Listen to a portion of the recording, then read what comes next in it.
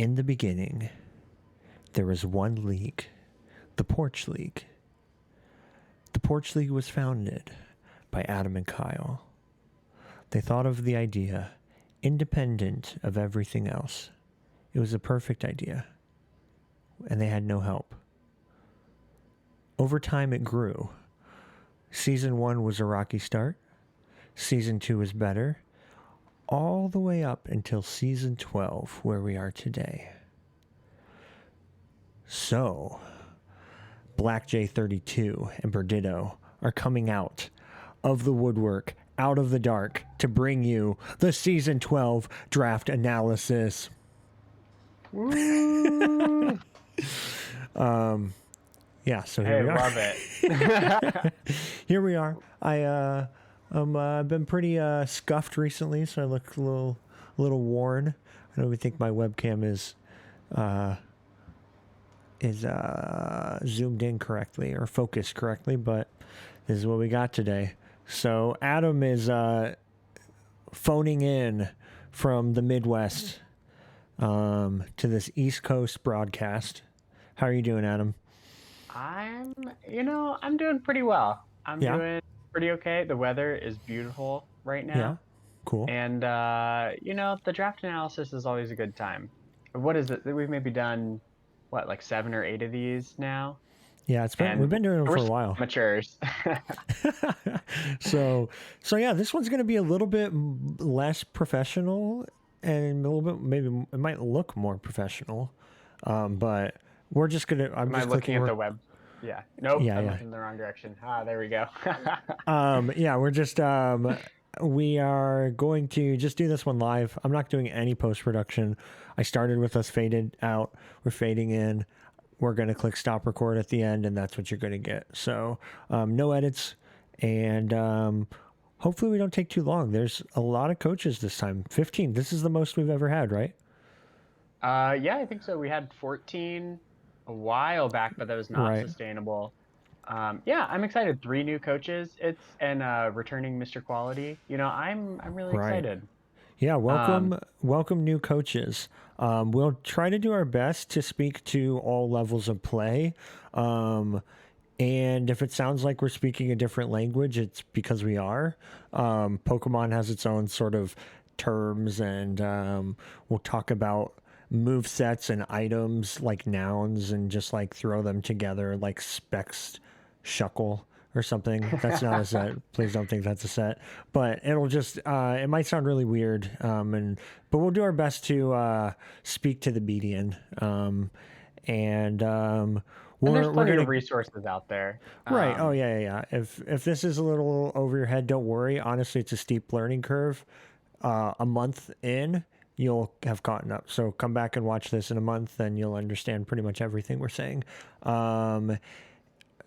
I guess, yeah. So what we'll do is we will go over the teams and what we think about each of the teams. Sometimes we do like grades with them, or we'll do like rate certain things. This time we're going to do a tier list like you've seen Andy started, and there's some other people that started.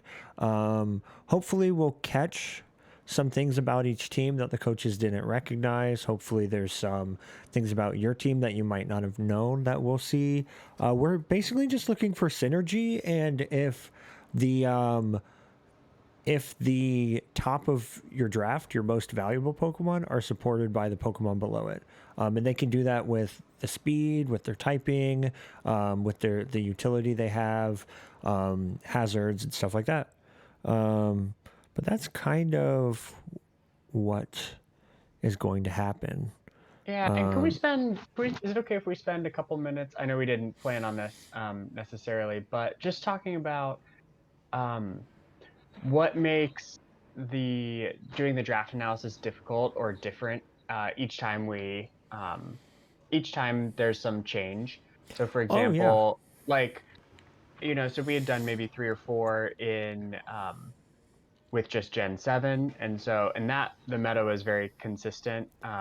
Meta meaning like our league and the tiers, we vote on tier changes after every season. And we basically just, I mean, the intro has the whoever narrated the black screen lied. We just kind of ran a blueprint with what was already proven to have been successful. This time was a lot more trial and error about how to convert the old traditional format to a new generation. Right. So this is our third season in Gen 8, or a third draft in Gen 8, I guess.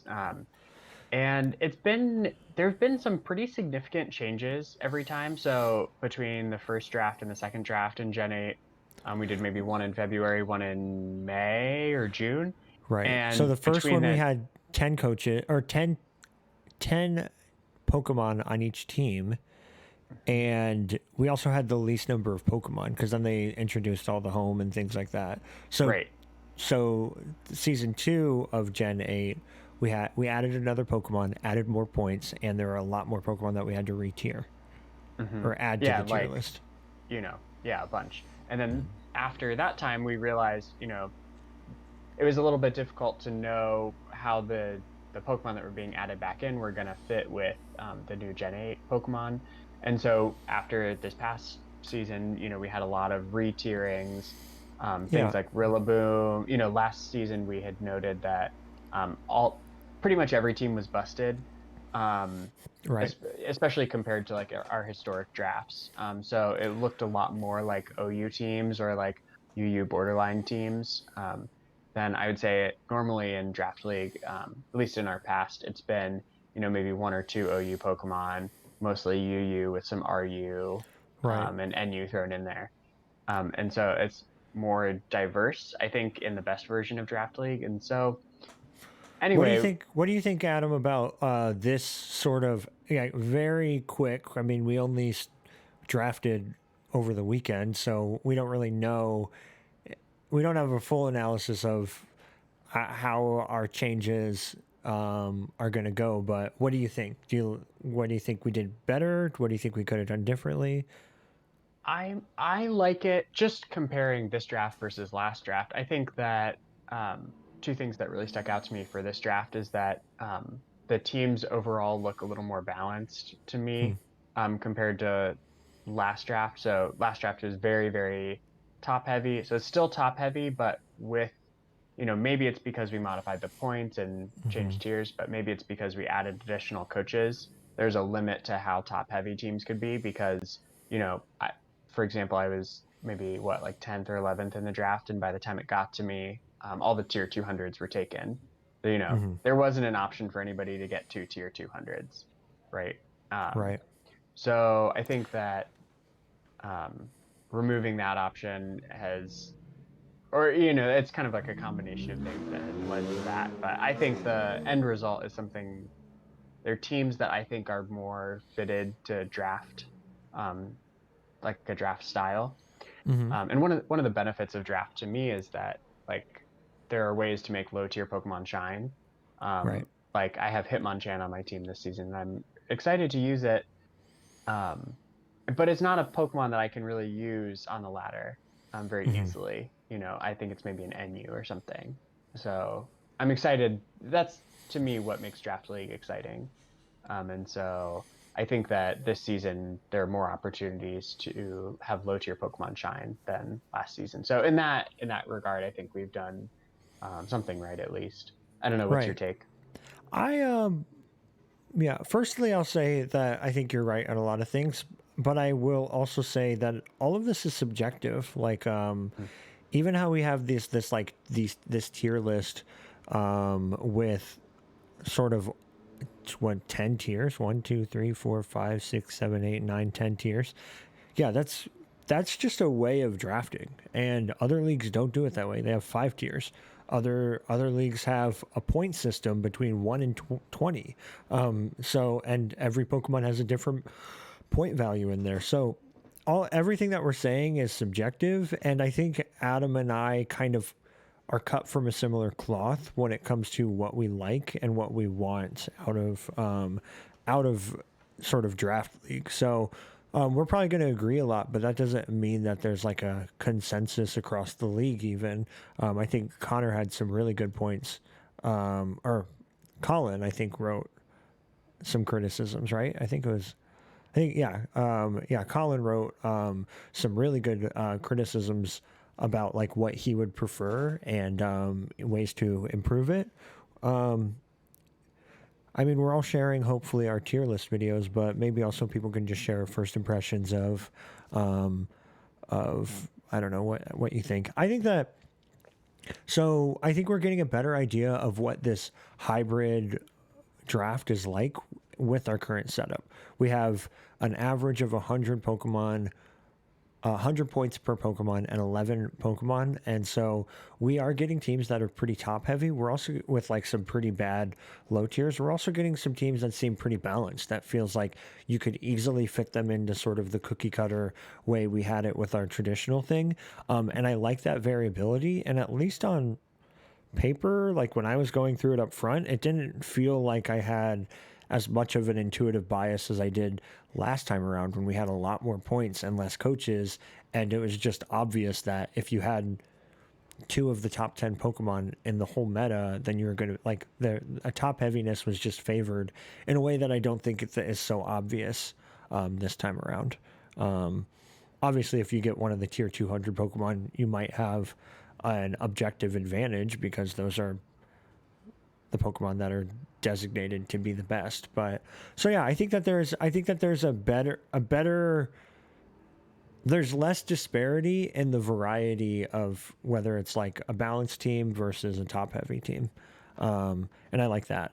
I think the 15 coaches got pretty difficult. Yeah. I think there are teams that were like, I'd rather not have a fairy type than just get a fairy type to just check it off and say, okay, I got a fairy type. Because after the good fairies left, then it's like, I mean, I settled with the fairy that I just decided isn't good. I just had it last season. I'm like, this isn't good, but there's nothing left, so I'm gonna get it. So yeah, I think that the scarcity was a lot more real.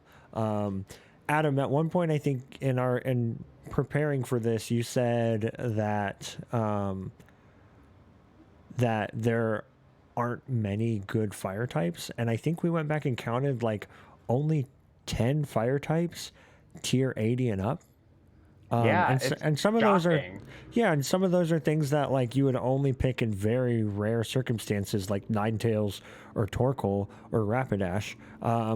But everything, and so you're like left with very few Arcanine, Darmanitan, Volcarona. There's a few more, but like, yeah, Adam, I think you drafted a fire type round 3.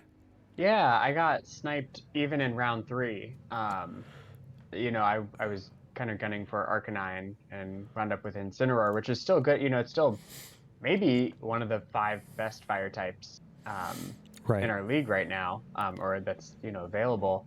But to think that But you had to get that round 3, or you might not have gotten a fire type that would have been good on your team at all. right, and one of my kind of postpartum analyses of my draft from last season is that I didn't have a fire type, and I thought that it made my team building a lot more difficult each week.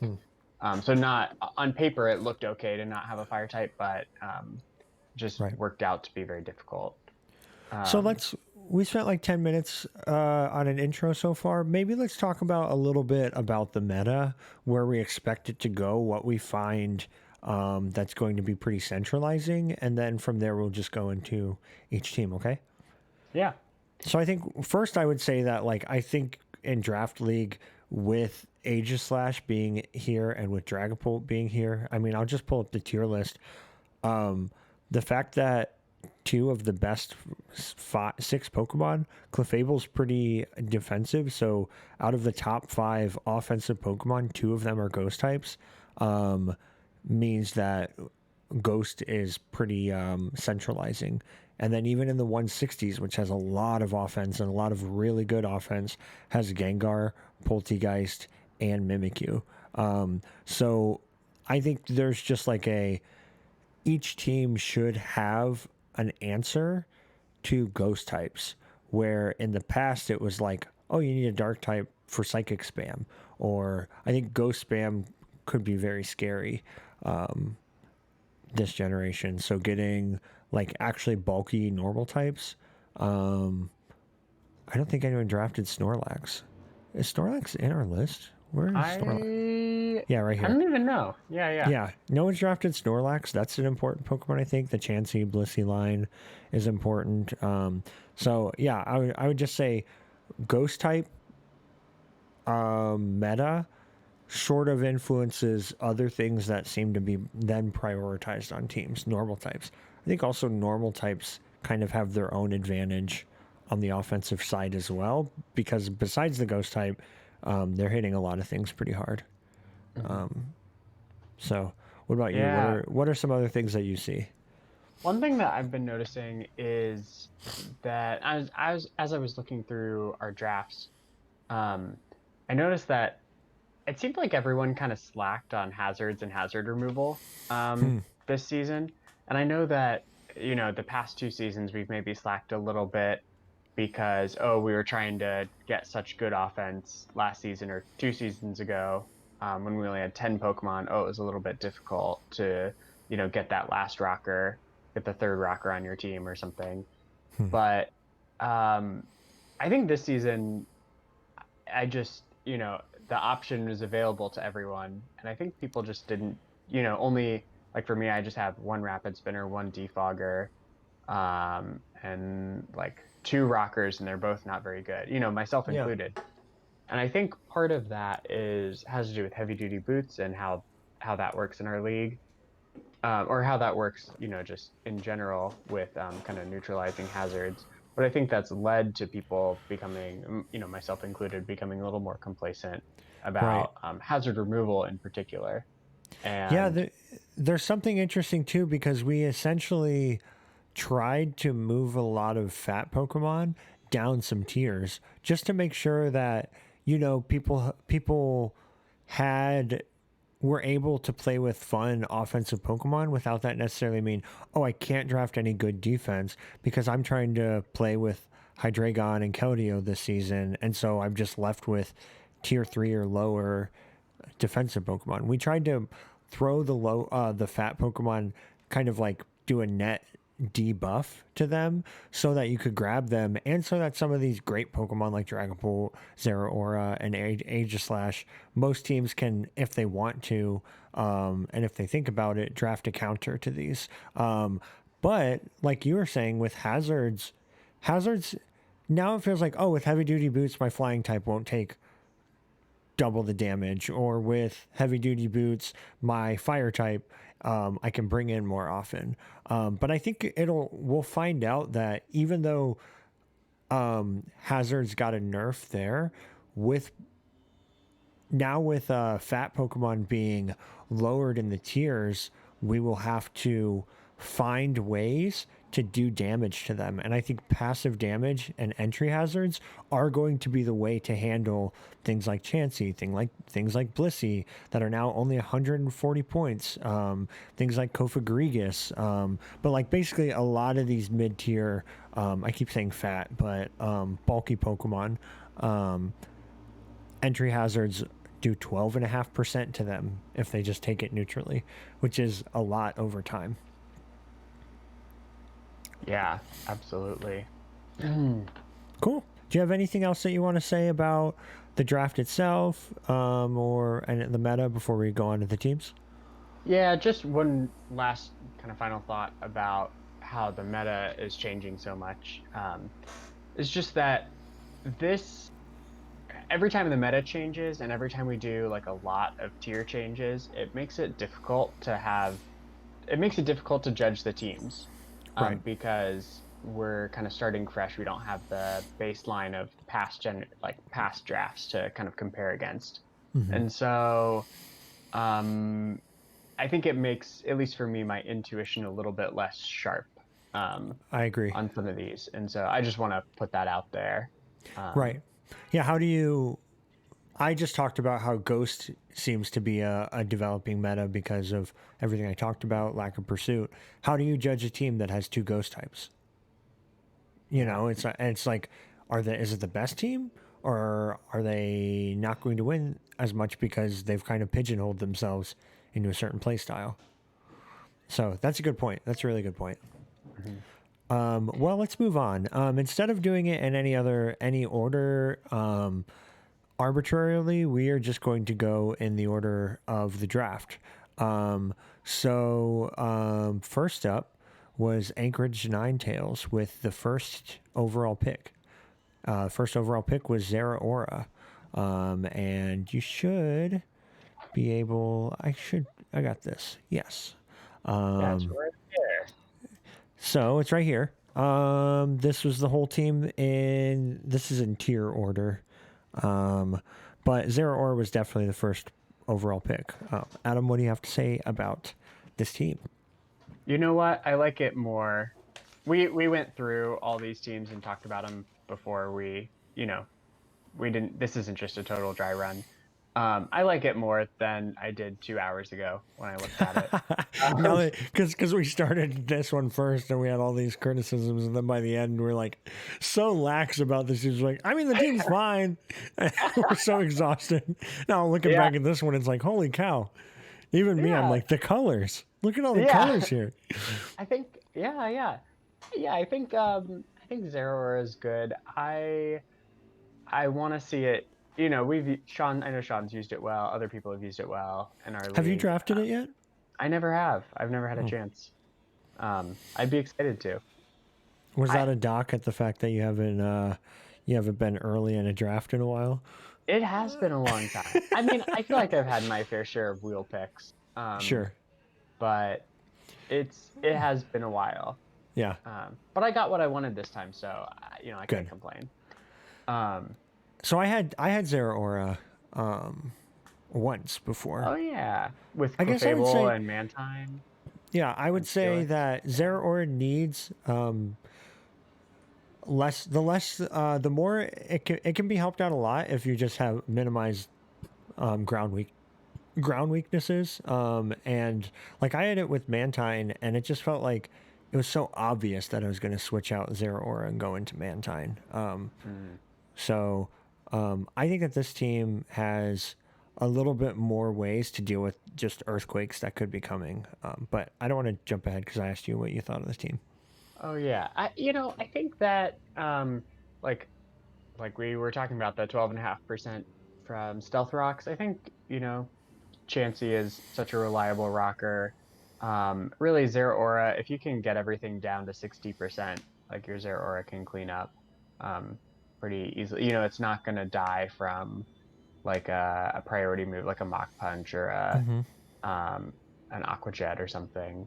So, I think that's pretty good. I think Still Valley is always difficult for me to judge on a team. It really depends on the coach's creativity. But even just like multi-attack defog parting shot, sword stance or something is coverage move, is usually really good. Again, in service of that chip for Zeraora. So, or something like Scarf Flygon. I think there are more ways to win than I thought initially when I looked at this team. So, yeah, one of your criticisms was like, okay, there is Zeraora, but Zeraora doesn't pack the biggest punch. It's very versatile. It can do a lot, but to make it the like kind of offensive centerpiece of your team might be very difficult. And I remember one of your criticisms was like, outside of Zeraora, where's that offense coming from? I would say that Heracross is a good offensive pickup, and Comfy and Flygon.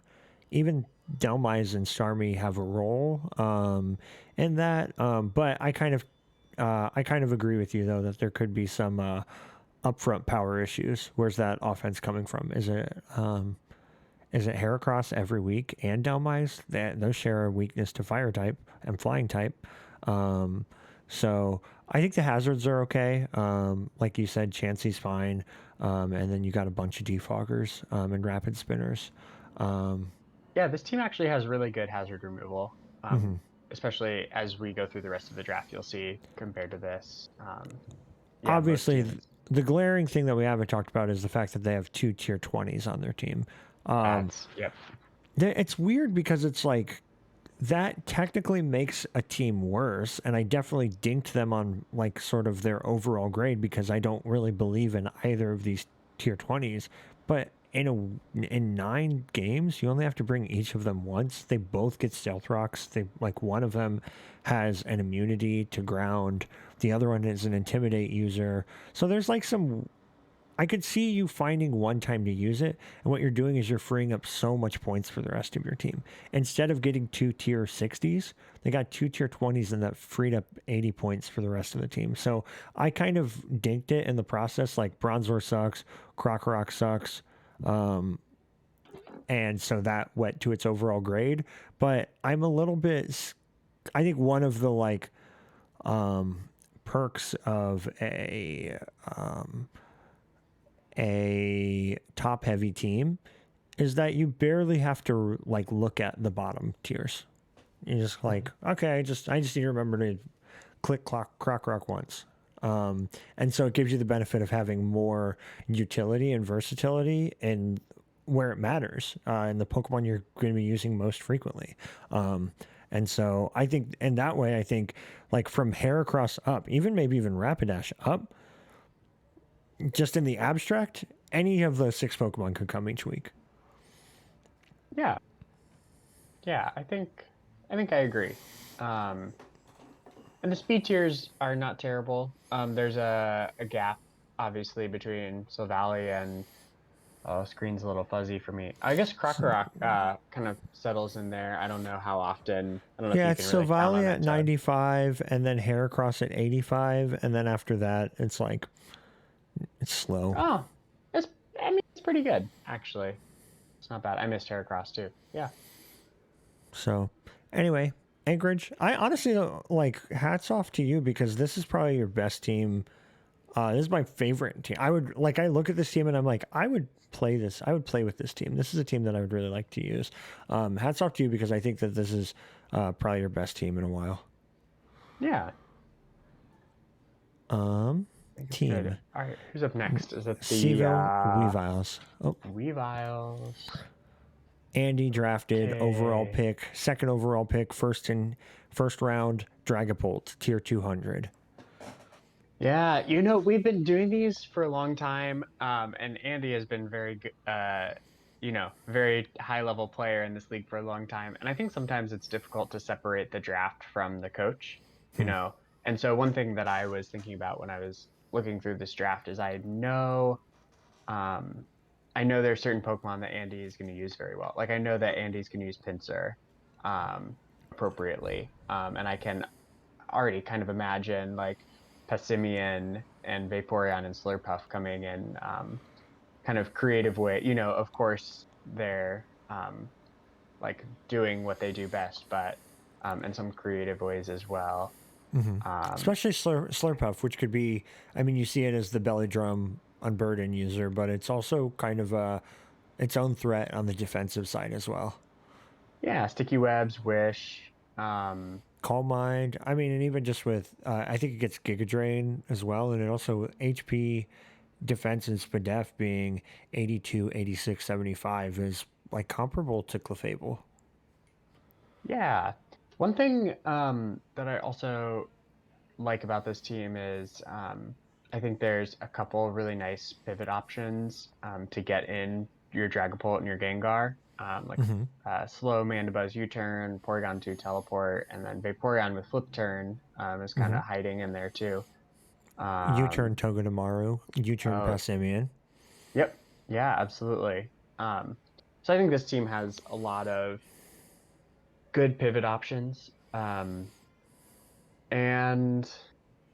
that's kind of scary for a coach like Andy. Yeah.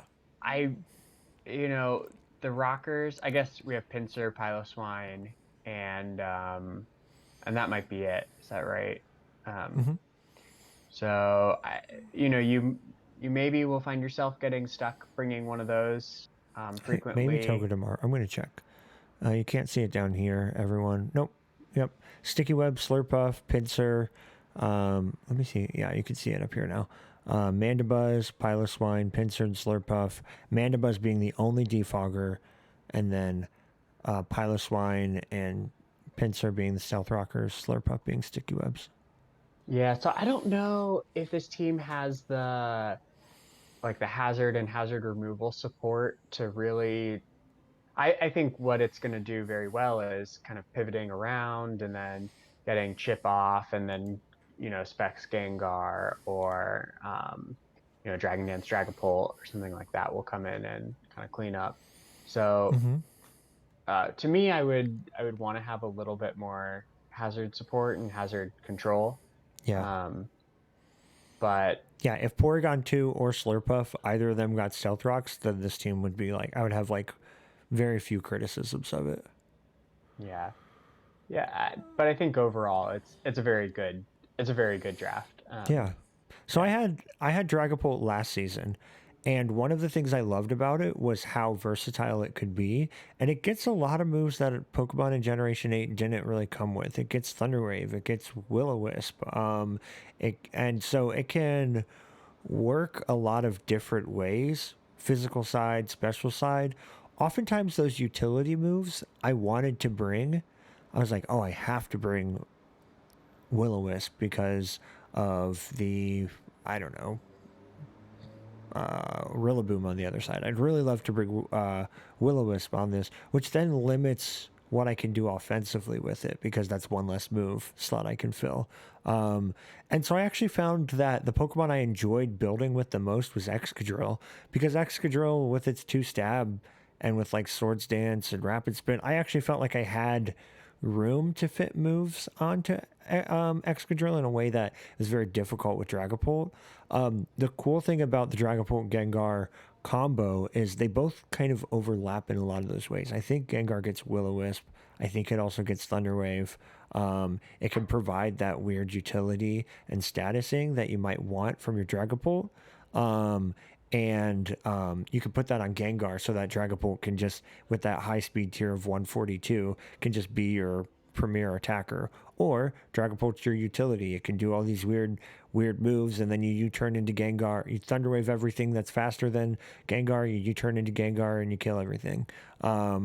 With Specs Hex, which its special attack stat is a lot better than Dragapult. So, yeah, those two on the offensive side are awesome. I think when you think about the ways that you would defeat those look more difficult with Porygon 2, with Vaporeon, with Passimian too, honestly, on the physical side, and Mandibuzz. So, yeah, I think besides what we talked about with hazards, I think this is good. I think all of the low tiers are things that have either been proven to be good, or like you said, Andy will do a good job with it. Mm-hmm. Yeah. The big question is just whether or not the double ghost with 360 points, is worth it. Mm-hmm. And again, yeah, that's kind of where our intuition runs out at this point. We just haven't seen it in action yet. So. Adam and I kind of did a little pre-debate. I think I'm more of a believer than he is. So Andy has to prove me right. Yeah, I'm nervous. I mean, we spent a while on this team, but I'm nervous about like knockoff. Like, where's the knockoff switch in? That's true. You don't want to proc the Slurpuff Unburden too early. You don't want the Eviolite gone on Porygon 2. You don't want Mandibuzz loses the boots. Yep. Yeah. So, and I think it's a little. And knockoff's heavy. good. Yeah, knockoff's good again. Oh, I changed this. Sorry. Knockoff's good against his offense too. It's bad against his. It's good against his defense, and it's good against his offense. So yeah, you get something like a Scarf Drapion in, you click knockoff. You switch out. Lucky for Andy, nobody drafted Obstagoon, so y'all are sleeping on Obstagoon. The other probably good check to double ghost though is Umbreon, which Colin drafted. Oh, I didn't mean to click on it. Which Colin drafted. Colin drafted the Rillaboom Hawlucha combo, and then also, would you call it Trick Room? It could be with. There's just like a lot of just options. It's almost like this is its own draft, Rillaboom Hawlucha, And then it's Mm-hmm. like this like slow, bulky offense. Kind of balanced too. It could go all sorts of ways, which I find really exciting. There's a lot of scary things in here. Like, you might want to be running Volt Switch, to maybe catch Halucha or Quillfish or something. Mm-hmm. But, you're kind of nervous about Alolan Marowak getting in for free. Or Um, yeah, or yeah, yeah. like the T Wave on Hatterene, um, like Mm-hmm. anyway, or Synchronize on Umbreon can be used kind of timely. There's also like Sticky Webs, there's Intimidate with Quillfish and some T-Spike options. So I think, yeah, I think this team is very scary. Um, and it's not clear to me because it seems so versatile. It's not clear to me like that there's any one strategy that you can necessarily use to break through. I agree. I think if I'm going to dink this one like I did, I think this was, I mean, whoever did the draft order is a fool because they put two of the best coaches in our league in the top three positions as in the draft. And so, yeah, I think this is just one of the best teams. If I'm going to be very critical, I think that the speed tiers are a little concerning, even if it does have the Trick Room option. The Trick Room is only set up by Hatterene, and if you're not running that, then you have priority moves in Rillaboom. Halucha is very fast. And then I don't really think the rest is that fast. You do see things like Orbeetle and Quillfish with a high base speed. Um, I think that those are still. I don't know if those are the best Pokemon to patch any sort of speed tier problems with. The only Pokemon he has above base speed 100, actually above base speed 90, is Halucha. So I would dink him on the speed tiers, and I would also dink him on the hazards. What is it? Just is Drugodon? Oh, is that right? Trotagon, Quillfish, um, Marowak. and Marowak. Yep. And removal is Noctowl and I guess maybe Hatterene. Halucha, which kind of, and then yeah, you get the deterrence with Hatterene. So Hmm. there's like some like hazard removal that I want to dink him on. This is a good team. Honestly, I love this. I love this like Dragon Fairy Steel is a very cheap but great version. And then I think the double water does not feel like overlap because you have your bulky water type down here, but then you also have sort of like your utility water type in Quillfish. Hmm. Yeah, So I think I agree. I don't have any really additional criticisms of this team at all. great. Boston Bear Ticks. This is our first of the new teams. Nick J came in, was invited by Andy, and he settled on this Pokeball logo. No, I'm kidding. That's the default one. But he did settle on first round pick Mew. What do you have to say about it? Because I mean, you're the one you're the reason we have the Mew emoji. yeah, this is, Mew has a special place in my heart. I think it's so much fun. It's just the ultimate creative, right? It learns every move. And the base 100's stats across the Pixie Pokemon are so much better in Gen 8, I think. There's a huge buff because in general stats are lower, I think. So I, look at this draft and I really love like the top I think four, maybe the top five. I'm a little bit um, curious about Zarude. It doesn't get knockoff, which is a little bit of a shame, I think. I mean, it's, nice base speed, nice base attack. Honestly, it's pretty bulky. Um, the screen's a little blurry for me, but it looks like, is that 105, 105, 105, 95. 95? Yeah, Similar to Celebi. Yeah. yeah, that's great. And again, similar to Celebi, it has the quad weakness to U-turn, which is, yes, deterrent, but it's not as bad as people think, Right. And I people think. aren't running Hidden Power Bug. Right, exactly. So, I mean, there's a lot of things. Um, And they took away Signal Beam. Signal Beam is not a oh, move this generation. Oh, I didn't know that. Yeah, so I was looking at that too. Well, because I have Celebi now, so I'm also worried about the bug type. And yeah, like Jolteon doesn't get bug coverage. Weird. Yes. So yeah, so with Signal being gone and HP Bug being gone, there's really less. There's less just surprise bug moves that are going to be added on to kind of screw with quad weakness. Yeah. Interesting. Oh my goodness. One thing that's nice about Zarude, you mentioned about the kind of ghost meta. Zarude's a great like anti-ghost. Even if Hmm. it doesn't get knockoff, still with that, it's very defensive. Oh You yeah, just got maybe run protect to scout for the fire blast, sure. but Yeah, I mean, or it's um, an amazing speed tier to run a choice scarf with. You can run adamant choice scarf, and as long as like Andy when it isn't choice scarfing Gengar, then you're going to outspeed both of the ghost types. right. So anyway, I'm very excited, Nick J, to see what you do with Zarude. I think again, like I mentioned the top five, so I think Corviknight and Conkeldurr have some really great synergy. Oh yeah. Conkeldurr, doesn't fear like coming in on a Scald necessarily because of the guts. The Yeah, I first mean, four Pokemon just kind of feel like a few months ago OU. Um and like it just feels like yeah, an like very just OU staples. Mew and Rotomash have been OU forever, and then Conkeldurr Corviknight have both had their kind of like mainstay place in the OU meta this generation. So yeah, it's just like yeah, those top five Pokemon feel very like solid. Like hmm yeah.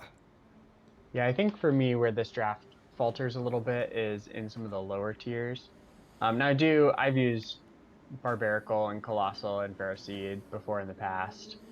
I like Colossal and Ferroseed a lot. I do wonder, just with the fire weakness overlap between Ferroseed and Corviknight, if that will be a concern. You're not necessarily going to want. You maybe won't run And both of Zarude. those. Yep. Oh yeah, and Zarude. Yeah, exactly. Yeah, you won't necessarily want to run Ferroseed and Corviknight, but I'm just struggling to just one thing I like to look at is would would I ever actually bring this Pokemon? So Ferroseed definitely has utility, but it feels difficult to justify bringing it on a team that has Corviknight also. Yeah, and Zarude, like you mentioned. So Colossal, I think, has some good utility. Like it's a nice, yeah, fire type switch in. I actually had it with Corviknight, and I think they do pair very well together. It's a nice like special wall, against like electric Pokemon or something. So Mm-hmm. Colossal is nice, but I think um, yeah, Ferroseed, I'm a little bit skeptical of Dracolock and Fracture. I think and maybe in my mind, maybe this is premature, but they seem a little like they have a lot of overlap. Mm-hmm. To me, just kind of the same position of a not fully evolved um, dragon threat. Maybe one on the special side and one on the physical side. But Yeah. I don't know. What do you think? Yeah, I mean, kind of similar to you. I think this is sort of the one of two extremes that we'll see when it comes to sort of a very linear draft from low tiers to high tiers versus something that's pretty top heavy. And this team's definitely top heavy with the first five Pokemon being 140 points and higher, and then everything else being 60 points. Mind you, this wouldn't have happened if we added 100 points. The Barbaracle could go up and be a tier 120, and the Colossal could go up and be a tier 100. Or you could just add 20 points to pretty much the bottom half of the draft and just get a completely different sort of makeup. So I think this is also sort of the effect of our lower point system. Yeah, I mean, it's just similar things to what you said. I think that with Corviknight, it would have been helpful to have a ground type. An electric immunity would be really nice with Corviknight. Um, and I think like maybe an example of how I would go about like tweaking this team is if there's any Rotoms that are still left in the lower tiers, just switch out Rotom Wash for that since you have Barbarical. And then, let's say you would switch Rotom Wash for another low tier, for a different low tier Rotom. And then from there, like get Diggersby. Something, yeah, that's exactly the one I was looking at. Or, I mean, Mamoswine was taken, but it's sort of like another good threat. You can even stay top heavy like that.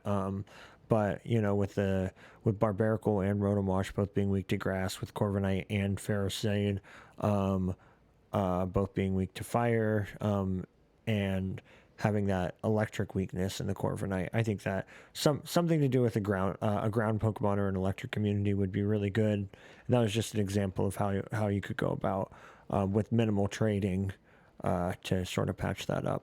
I do think some of these low tiers will be fun. I don't know what Togetic is doing on this team. Maybe, yeah, but maybe he'll honestly, the thing about these top Pokemon though is they're all pretty versatile. Corviknight has a few different setup sets. Hopefully he can run them and he's not forced to just run a defensive set. Conkeldurr has actually quite a bit of variety with gut sets or with assault vests. I could see assault vest sets doing really well with this team. It'll add to that Spadef bulk really well, and sort of the survivability or the staying power of the team. Rotom Wash has Nasty Plot this generation, and then Mew is the jack of all trades. So yeah, this even in these like top 5 Pokemon, there's a whole lot of versatility, and I hope he doesn't feel too pigeonholed like I would if I was when I was a new coach, to just run kind of copy paste a set that worked week 2 into week 3 or 4 or something like that. So, but I think he's going to win a few games just because Nasty Plot Mew is amazing, or things like that. So. Yeah, absolutely. Cool. Well, I hope you have a nice entry into the league. Yeah, welcome to the league. If you have any questions, I really love. More than playing Pokemon, I like team building. So if you have any questions, just bug me, and I'll help tweak your team up as much as you want. God knows you wouldn't be the only one in the league that asks me for help. I'm kidding. Looking at you, nearly everyone. Everyone, yeah. Oh yeah. So yeah, Kyle's the first person I run my teams by. All right, so we're gonna look at slow ass, fat ass Orlando Magikarp next. Oh my god, this is such a Ben team. Yeah, I love it. Yeah, the Hippowdon, the Quagsire, the Mantine. I wonder who is there. Vape Nation 2 in here somewhere, or yeah, Vape Nation is a little bit separated into the Mantine Quagsire. It's its own sort of like a vape colony going on. Oh yeah, maybe one can be Vape and one can be Nation. Yeah. I love it. That's funny. And then even like Necrozma, I don't think Ben's actually had Necrozma before, but I feel like he's had every other bulky psychic type ever, from Cresselia to Jirachi to what's the one that looks like Jello, Reuniclus. Oh yeah. Ben's had all of them. Necrozma is just the one more on his belt. So, yeah. What do you think? What do you think about the team kind of working with Necrozma, or is it just sort of Necrozma is its own really good Pokemon, and then the rest of the team is its own thing? Yeah, to be honest, what draws my attention so much is I've been arguing for 3 seasons that Sandrush should be banned on Dracozolt. Dracozolt, Sandrush. And so I think that Hippowdon Dracozolt is going to be really, really nasty. And I think that there's some great utility with Grassy Surge and Thwackey. So not that you necessarily want to be bringing your tier 40 every week, but I think it'll improve the staying power of things like Dragapult, things like Hippowdon, things like Scizor and Necrozma and Arcanine. I do actually. It's surprising how much synergy that maybe Thwackey has with the rest of this team. Yeah, I guess you asked about Necrozma specifically. I'm not sure. I guess I don't know what to make of Necrozma. It's not really like Mew. It is a jack of some trades. Maybe it. I see you I making a th- face. I think it might be better than Mew. Yeah. My sort of like hot take. Maybe in our I think in our league, Necrozma is better than Mew. I don't Mm, know if overall it's better with all the moves that Mew gets, but that 127 special attack not only makes it one of the strongest special attackers in the game and like by far above Mew in that sense, but with its like what's its like a move that it Photon can guys there. photon geyser where you can run Yeah, yeah, swords dance as well. I think it's yeah. like its coverage on the offensive side is just so much better. That I think this is the offensive Mew, and I think if you draft Mew in draft league, you're hoping that you can run it offensively. So you might as well draft the offensive Hmm. Mew. Okay. Okay. Yeah. And its ability Um. means it's like barely weak to its weaknesses. That's true. That's true. So anyway, that's my Yeah. hot take. I do agree that this team. I do agree that this team is very interesting. I noticed there's no fairy type, which is not only like something because it adds a an immunity to dragon moves and dragon type Pokemon, like a potential counter to dragon type Pokemon. Now it's like get Draco's ult faster to counter the dragon type, or Mhm. you can run a Spadef Scizor and or defensive Scizor and hope that it doesn't have fire coverage or so. So there's like a little bit of like, what do you do about the dragon type that's going to come in and kill most of the team? Um, that's a question mark for me. And it's all yeah, and also like usually fairies also give you these like heal bell and sometimes defog and little quirks like that. And I think without that, like is it like Roselia is providing the the like status removal for the team, Yeah. I which think can be one. which can be a problem with Mantine. The last thing I'll Yeah. say is just like I really like the firewater grass potential grass options in Roselia Thraki, potential water options with Mantine and Quagsire. These two don't have like barely any overlap in sort of like what they're weak to. I mean, the way you'd probably counter both of them is with badly poisoning them. Um, and then I think Arcanine is a really good fire type to fit with sort of different water grass combinations. Um, so fire water grass is cool. I think the Hippowdon Dracozolt's cool. Necroz was cool. Scissor's cool. Stoutland Dottlers, whatever for me. But like Ben consistently drafts teams that I want to play with. So Mm. Yeah, one thing that's interesting is I think before we were recording, we were going back and forth about whether this is an offensive or a defensive team. yeah, Like you were kind of saying it's like semi-stall, and I was thinking of it more in line of like Swords Dance Scizor and like the Hustle Dracozolt, kind of like Necrozma, spec sets and Necrozma. stuff. Yeah, Hmm. yeah. So I think yeah, there's a lot of versatility in this team. I'll be really curious to see how you play it, Ben. Um, I did just want to point out I was a little bummed to see the like the fire, all your low tiers, like Dottler and Roselia Roselia and and Thwacky Thwacky are are all fire all weak. share weakness with Scizor. Scizor, It was a yep. little bit like, oh, what the heck, for that. But I mean, in general, I like this team Yeah. a lot. With Arcanine, Mantine, Quagsire, hopefully it's not, and Dracozolt, honestly, at some capacity, it's not the Hmm. biggest problem, but yeah, you're limited, like, you're only going to afford one slot to a third of the Pokemon, like, yeah, or half, Yeah. or like a quarter of the Pokemon on your team. I guess it should be important based on when you look at our ranks at the end to note the speed tiers. Um, if we don't count Sandrush, Dracozolt, there's nothing above base speed 95, and 95 is the Arcanine, which hopefully you're putting EVs in HP and Spadef or HP and defense, and you're not running Jolly just to get faster than things. So after that, it goes all the way down to 80 with Stoutland, which you're not going to be bringing that much. So your fastest offensive Pokemon is your Necrozma, which I think is I'll label it as a problem. Yeah. Yep. Even though it's objectively, like, it looks like it's supposed to be a slow team. So we'll see. We got the Dottler's sticky webs as well. Yeah. All right. Me next. Okay, I guess I'll talk Quick. about this. Yeah, just talk quick, and then I'll give a little blah, blah, blah. Yeah, Fire, Water, Grass. Yay. I mean, Cinderace, Celebi, Keldeo is exciting. Is it the best fire water grass in the league? I like my Fire, Water, Grass. But we'll argue when we get to yours. yeah, then. okay. It's probably the best Fire, Water, Grass in the league.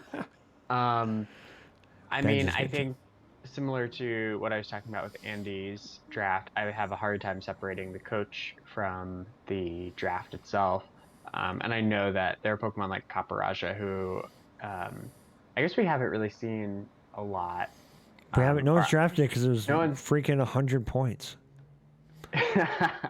Yeah. So, yeah, I think Caparaja is a Pokemon that I can imagine someone drafting and not using very well. I think you'll use it well. I've seen Morpeko used well. I've seen you use Lickilicky before. I think you're going to trade away Alcremie again. You got it because you wanted a fairy, but you already decided that it's not good. So, it also is down a tier 2. It was 100 points before. That's true. It might be better at tier 180, though. I do think it might deserve to be at 160. We'll see what it's like on this team. A 180 Alcremie. Oh, yeah. It was 100, then it was to 80. I thought it should go down to 60. We'll see. Yeah. I think this is just I think it's a really solid draft. Thank you. Overall. One thing, just my worry about this. I guess I have a couple worries. One is like the immediate offense. Are you gonna be forced to run specs on Noivern most weeks? I guess you have like Calm Mind Keldeo, but that's not immediate. You have Nasty Plot Celebi. My only versions of breakers could maybe be Cinderace and Keldeo, which is upfront breakers. Obviously, there are setup moves and things like that. Right. So that's going to be, I think, a big problem, especially when I'm going up against fat teams like Chris's on Friday night. Fun.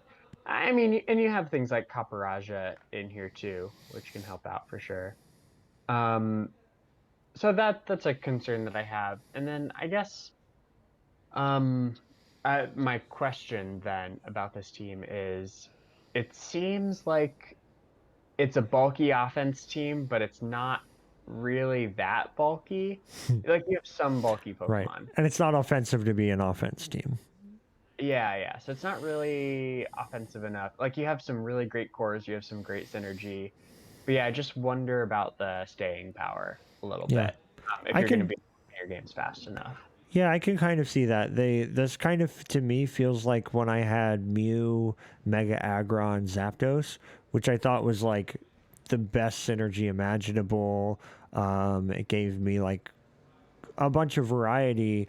I just couldn't win games because I couldn't hit hard enough. So I can potentially see that with this team. I also just kind of wanted to draft, save for Alchemy, I just wanted to draft Pokemon that I want to use. This season, I've got a bunch going on, and so I'm just like, I just want to have fun.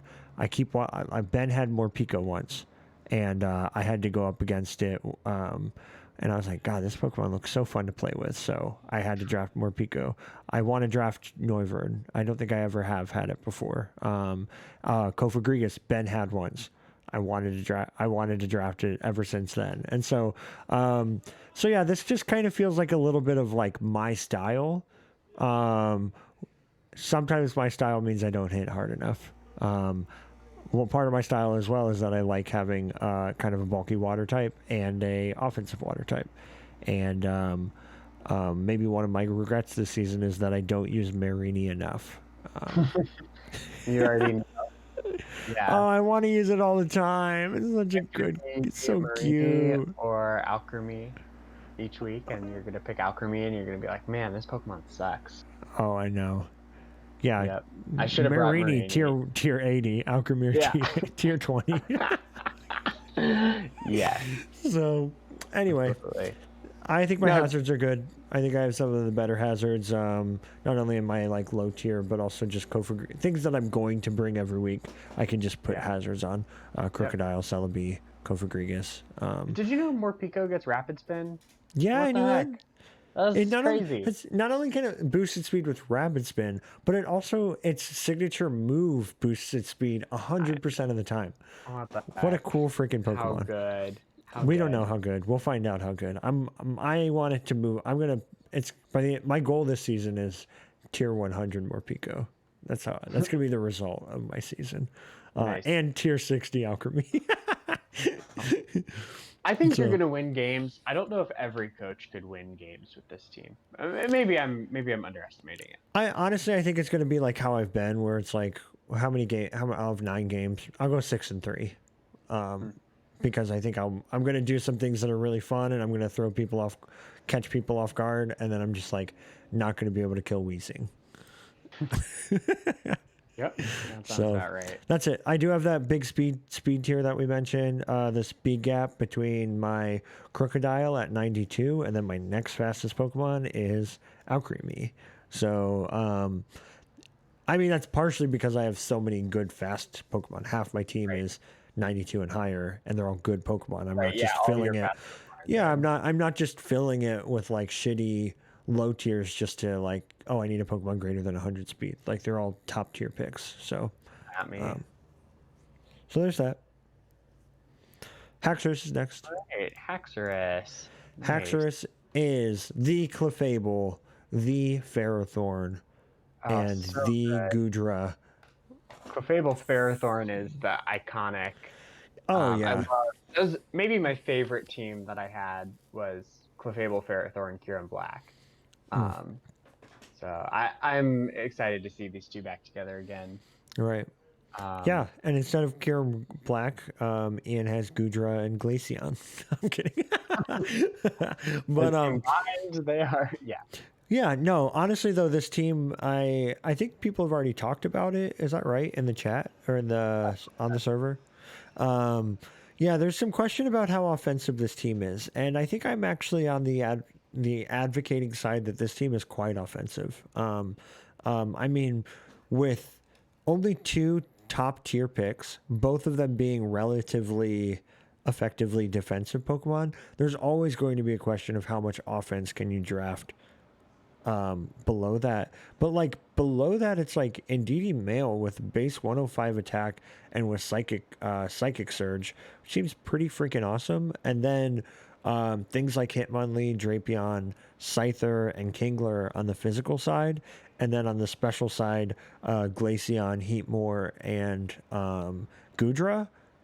It seems like Ian did a pretty decent job of trying to patch any sort of offensive problem that might come with drafting 360 points worth of defense right off the bat. Right. Yeah, look at the 130 base attack with Kingler. Mm-hmm. Um, like we pointed out with Ben's team, this team is also very slow, which I think is part of what had been talked about in the Mm-hmm. server as well. Yeah, with the fastest Pokemon being Scyther. Yep. So are we going to see some like Scarf Drapion, some Scarf Indeedee, Right. maybe even Scarf Gudra? I mean, we Mm-hmm. could for sure. Also, this team is clearly um, it's clearly defensive. Mm-hmm. Um, I'm imagining based around like spikes and entry hazard kind of thing. Maybe win. What are the win cons? Like maybe agility Kingler or specs Right. in DD or Life Orb Clefable. Mm-hmm. Honestly, Gudra, like you mentioned, is very offensive on both the physical and special side. So I think this team has plenty of options to win. Yeah, Um, this is a tough one. It's it's a tough one to rate because I actually really enjoy this team.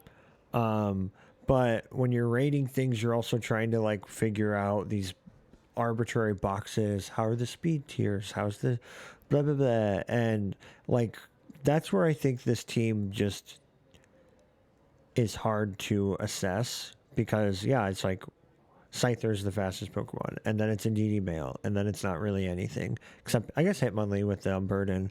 So that's what I mean. It's like kind of there. Oh wait, and then there's this, and then there's kind of something else, and then it's going to be a tough one. And I guess the last thing I'll say is that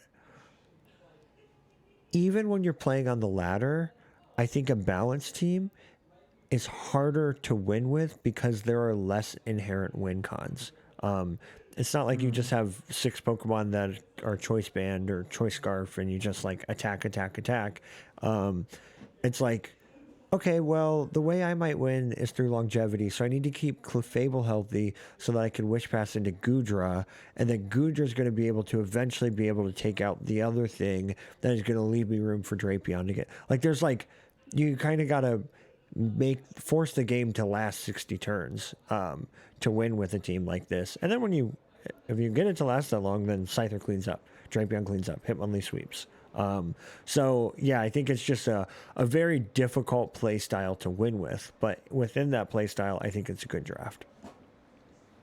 Yeah, I think that's well put.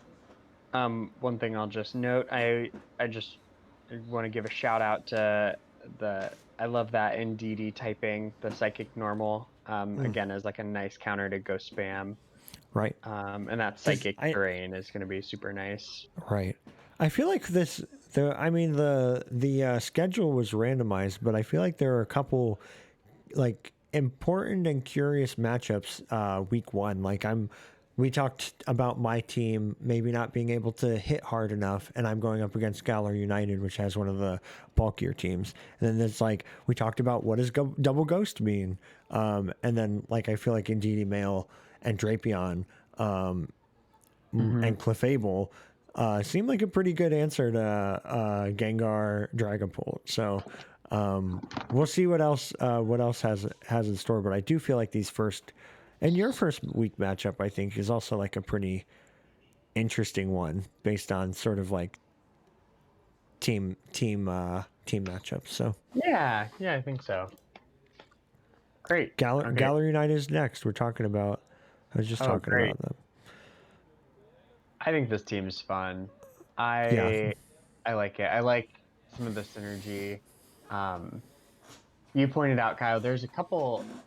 Is this one of them that it's like some Hall of Fame teams? No, Chris drafted Jirachi, Mega Gyarados, and I think it was Tangrowth once, which was like this like weird synergy that doesn't necessarily fit the Pokemon's typings. It's not like Fire, Water, Grass or something like that. But and I think this Appleton, Gyarados, Jirachi has a pretty similar sort of vibe with it, where it doesn't get that dark typing from Mega Gyarados. Chris also picked up things like Weezing and Corsola and Hitmontop to sort of help on the defensive side of that, I guess just like web of synergy that's going on. So this feels like a very Chris team in that way. And then it's also a Chris team in the sense that he believes heavily in these Pokemon that have shown no value and no help. I'm kidding, but Chris will always look at his team and be like, "Oh, I'm so glad nobody took Frostmoth 6 rounds so that I could." I think the hazards in this team look really good. You're getting, rocks with Jirachi or Mamoswine or Galarian Corsola. And you have the T-Spikes and T-Fog with Galarian Weezing, Rapid Spin with Hitmontop. So that's certainly a plus for this team, which could be actually run really bulky. This was another team that we couldn't decide or didn't necessarily agree on, like which play style. Is this going to be super bulky? Is this going to be like a Scarf Jirachi or like a Cosmic Power Jirachi kind of team? So I don't know. Yeah, I was more on the Scarf Jirachi kind of team, but I think it has the hazard support to play either way. The big question mark for me with this team is that there's no fairy. Oh, yeah, there is. Galar Wheezing, which is both a good fairy and it's just a weird one. It doesn't really fit into like the typical fairy position. So there's that. Sort of aspect to it, and then I think also just for me, you'll see that I rated this team a little lower than maybe I want to. Because there's just like some things that I don't believe in about it. Like I'm not a believer really in the low tiers. Sorry that my I'm not really a believer in the low tiers, and I don't think that Appleton and Corsola Galar have technically proven themselves yet in my eyes. Even though I think Andy had it. Yeah, even though I think Andy had him and won the championship with Corsola on the team, I still don't know if it's worth 120 points. Same with Appleton. I think those might both be cost too much, but we'll see. I think that this is a good team to kind of show their. There's like almost like an ideal team to show their worth. And then the speed tiers. Speed tiers suck. In this. In a way that like he would also agree with. 105 Manectric being your fastest Pokemon, and then it's Jirachi, and then Gyarados, and then Mamoswine. And I think the best things that you could do for Jirachi, Gyarados, and Mamoswine on any team that they're part of is making sure that you have top tier threats that are faster than them, so that you can rely on their. Well, for Gyarados and Mamoswine, so you can rely on running adamant nature instead of jolly nature, or rely on just that speed, so you don't have to just run Scarf Mamoswine. And then with Jirachi, I think you want things faster so that you can put all those EVs in the defensive sides, or have that opportunity at some point. Yeah. One thing that I would really like to see on this team is, and I'm sure you'll do this, Chris, is running offensive Galarian Wheezing. I think that is going to provide a lot of firepower in places that you might need it. Like, just like on the special side, for example, you don't have a whole lot besides like set up Frostmoth, set up Turtonator. Right. So that's something that I'd like to see. And you can run dual stab and fire, and that covers a lot. And if you're not trying to hurt to bring Turt, then you need that fire coverage from somewhere else. Yeah. Cool. Chris, I really like this. I think you'll do really well with this team. You are what conference is Chris in? Chris is in the Sword Conference, right? I think so. I don't know. Yeah. Nice. Oh gosh, that's gonna be a menace team for the other teams in the Sword division to have to deal with. And I think you'll spoil a lot of people's hopes for having a good. Because the Sword one, there's going to be a couple teams that get knocked down, and I think that your team is going to be a spoiler. For my that's a hot predict, is that Chris is going to beat two teams that get pushed down just because his draft is so unique in that sense. Toledo Sharpedo is next. Is that right? Oh, yes, that's right. I don't know. Okay. Toledo Sharpedo, also rocking the Pokeball logo. Gets the Aegislash Como-O Blissey Core. Pretty cool, huh? Yeah, tell me about it. What has anybody drafted anything like this before? I don't think so. And this feels like a very unique team. Yeah. I think it's like filled with some Pokemon like Tangela and Rotom Frost and Charizard that have had, and Salazzle that have had some decent success for their speed tiers in our league. But other than that, like, this looks like a pretty, the core itself is not really Dragon Fairy Steel or Firewater Grass. Blissey fills some roles that the Fairy does, and is bulky enough that it kind of fills some of those. Like, it could still be a Dragon switch in. But it's certainly not a traditional, like, just kind of what it looks like, is pretty fun. Because it doesn't look traditional, it doesn't bode well for sort of the rubric that I use to grade teams. But honestly, though, Blissey on the Spadef side and Como on the defensive side might be my favorite duo drafted of just like defensive core. So it has that going for it, and I think that they both pair pretty well with Aegis Slash. You can get your you have your dark switch in, you have your ghost switch in, and you can heal up Aegis Slash and put down hazards from both of those. You can, so that they kind of do well to help each other out in that regard. And then the rest just kind of looks like good Pokemon that provide some. If you need special attack, you have Salazzle or Charizard. If you need physical attack, honestly, I think Poliwrath is gonna have a good game. Stonjourner or Sharpedo. So it looks kind of like it's like, okay, I have my premier offense, and then I have my defense with Como and Blissey, and then everything else is just like extra cards in your hand that you can just play down depending on the week. Yeah, that's a great way to put it. That's kind of how I feel about basically bottom 8. Yeah, like the Salazzle, Sharpedo, Charizard, Galarian, Rapidash, Poliwrath, Rotom Frost, Stonjourner, Tangela.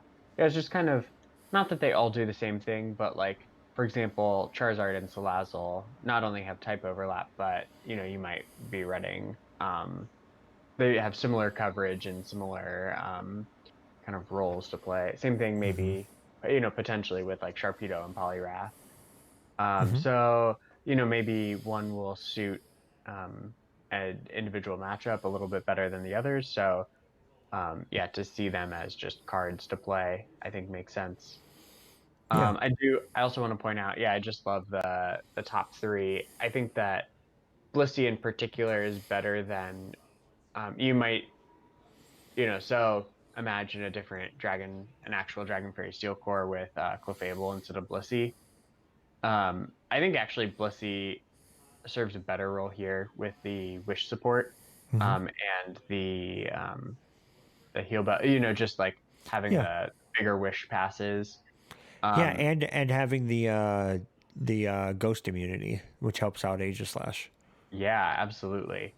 Um, yeah, but just I think Como and Aegis Slash, not every Pokemon benefits from having, it doesn't matter if you can wish pass into Alakazam, but it matters if you can wish pass into Como. So anyway, I just think that has a lot of synergy, I guess, like we've talked about. So Some of the things that I might dink this on are, I mean, the defog is coming from either Charizard or Rotom Frost, and I don't, right? Is that it?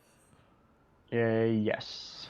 And I think over time you're not going to want to get knocked off with you're like, so once Blissey's item gets knocked off, then it's not going to like the hazards that are coming in. Obviously, Aegis Slash can't get knocked off. Charizard and Rotom Frost are both 4 times weak to Stealth Rocks. So making sure that they keep their heavy duty boots item is going to be pretty key if you want to keep hazards off of your side. So that would be like a pretty crucial like a warning sign for me when I'm looking about building with this team and what it's going to take to win. Yeah, I think this team, I guess I don't have any concrete suggestions right now, but I think there's some opportunity to like to trade and improve, to add a little bit of synergy. And maybe one thing that would be good is looking at your matches ahead in the season and seeing, okay, do I have a good matchup against everyone? Who do I have a bad matchup against? And Right. what thing am I missing? Right. Am I, And yeah. this is a team that isn't top heavy really at all. It kind of has a pretty gradual scale up to the top. And one thing that you can do if you're not finding much utility about some of these is just like tank one of them. Like take Rapidash and try to find a tier 40 that does something that you want Rapidash to do. Is it just that you want a fast psychic type?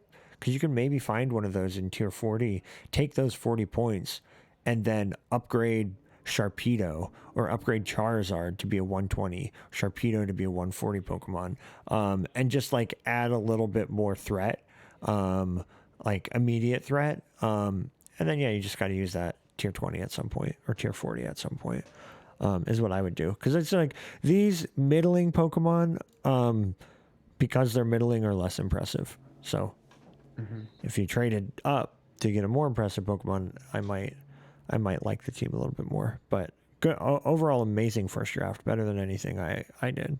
I think my first draft I drafted Como, and I didn't do shit with it. I was so bad with it.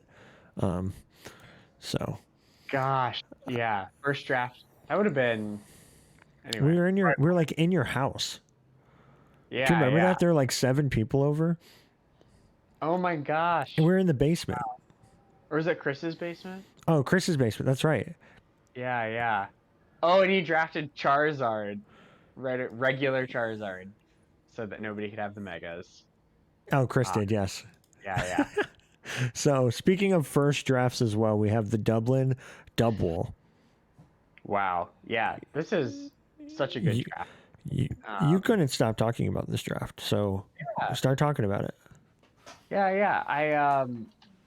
I mean, also I've taken a little bit more of a look at this draft because this is my first match of the season. But yeah, this to me, I think a couple people pointed out in the chat that Excadrill, Haxorus, Sylveon is just a really good Dragon Fairy Steel Core. And Tyranitar Excadrill with the sand. I know that you actually drafted Tyranitar Excadrill last season. You had some thoughts about it, but anyway, I think it's good. I know there's some overlap in like maybe fighting weakness or ground weakness, And water. But I'm excited to see what you'll be able to do with it. Yeah. Some of the mid tiers also I appreciate a lot. Like I think Jellicent has a great place in a meta. We talked about at the beginning with fire types being so rare and so useful. Anyway, I think Jellicent is nice here because you don't necessarily want your Tyranitar to get burned. You don't want your Excadrill can't be taking the fire move. So yeah, I think there's a lot of cool synergy like that. Like not only do you have the synergy in the sand stream and Excadrill Sand Rush, but you also have the synergy and the amount of like potential water weaknesses there are, and having a water absorbed Pokemon. You also have Mienshao with the Regenerator, getting back health. There's not many offensive Pokemon that have ways to gain health back, and on a sand team, with all that passive sand damage, Mienshao's Regenerator will come in handy a lot. I had that last season. Last season I had sand, Excadrill, Mienshao, and Mienshao won me game. I think it won my game against you. Yeah, it did. So yeah, I love that. I think Centiskorch should be tiered higher. So I think that like you have a 180, 160, 2 140s, 2 120s, and then some good, like I think Centiskorch is a good tier 60. The low tiers seem very kind of like a Swiss Army knife. I don't think you'll really find a good reason to ever bring Emolga over anything above it on the tier list. That might be probably the least useful on your team. Yeah, but Meowstic has some amount of Leafeon niche utility. Leafeon and Meowstic are worth bringing at least once, probably even 2 or 3 times a season each. So those are good tier 40s on this type of team too.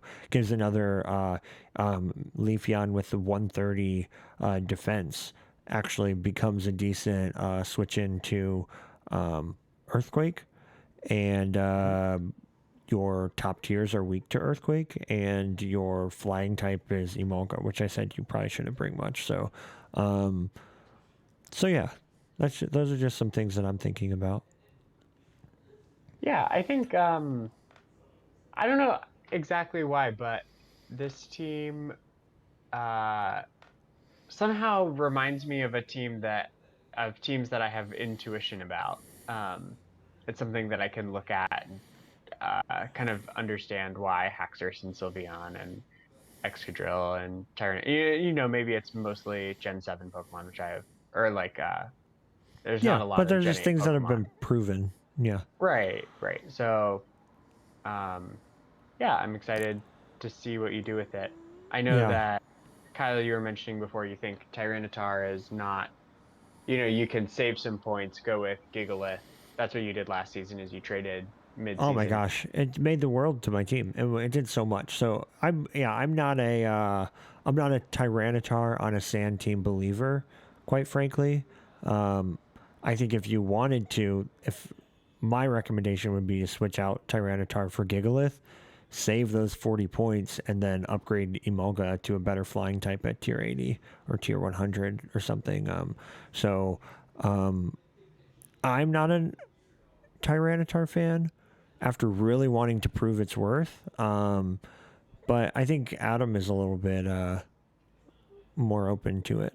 I'm still a believer. I guess I haven't had it before, so what could I say? But um, Cool. I don't know. I'd rather not fight. I'd rather fight against Gigalith instead of I would say Tyranitar. I looked at this team and I was like, oh, this has to be top five.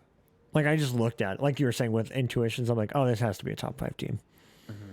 Yep. That big criticism though is hazard control and the ground weakness Mm-hmm. and Tyranitar. Cool. Next up is me or You. Venusaur. No, you're up next. All right. So let me talk about you. Yeah, do it. First and foremost, you lost some points. Immediately when I look at this team, you lost some points. And that's because your team is ugly. You have the ugliest team. Nothing looks cute. Nothing looks welcoming or inviting. I don't want to ever look at your team. Dracovish looks like a piece of shit. You have nothing but gross. You have two things with nasty nostrils. You got this thing with its gangly udders. Dragalge looks like shit. Ditto looks like shit.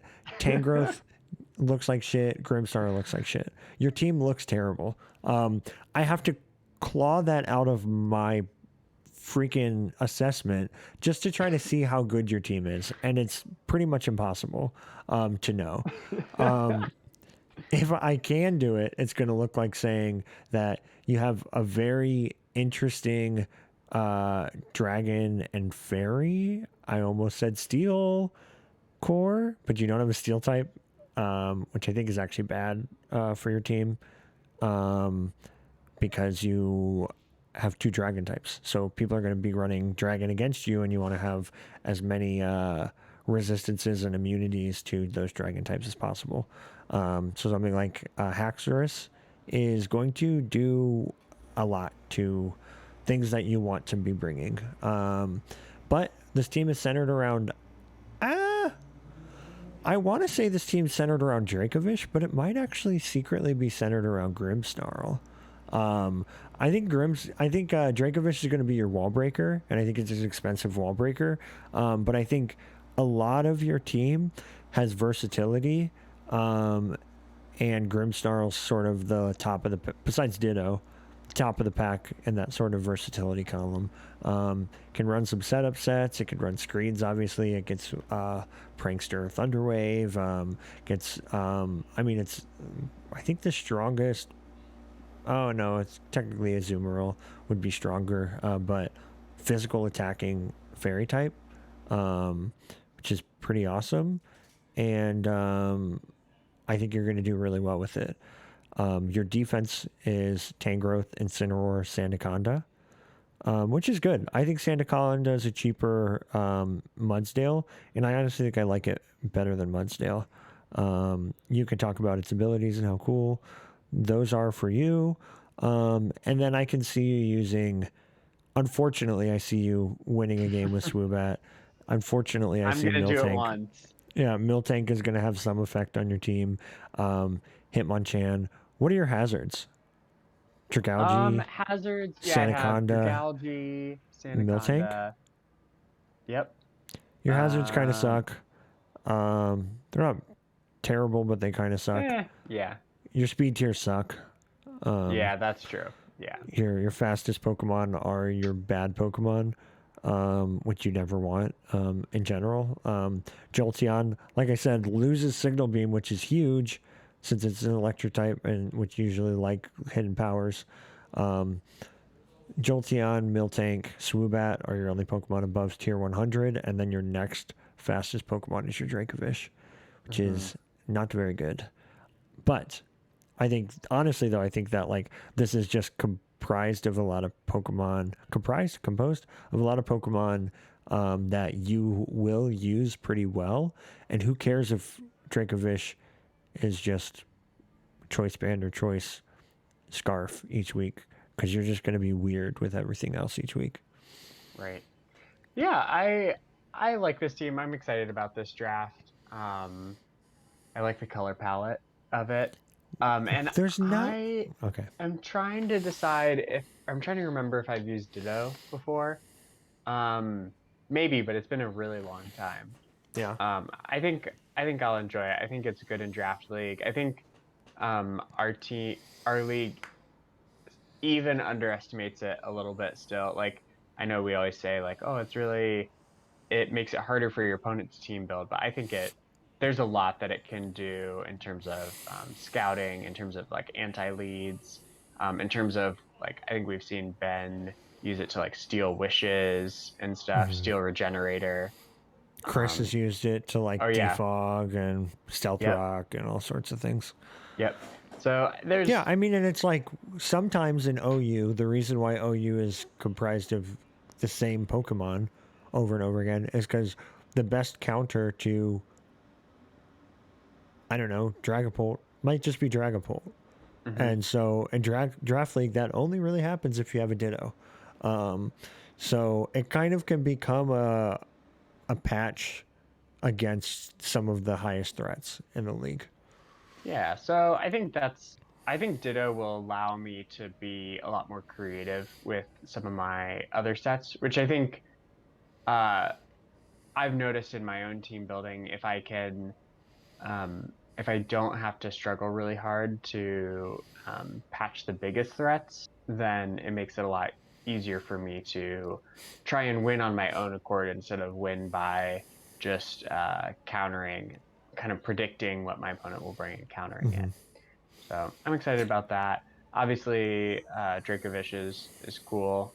Great wall breaker. I think it's a little bit under the radar because it got banned in OU, so people just like haven't been playing against it. Oh, hello, dog. I'm excited about.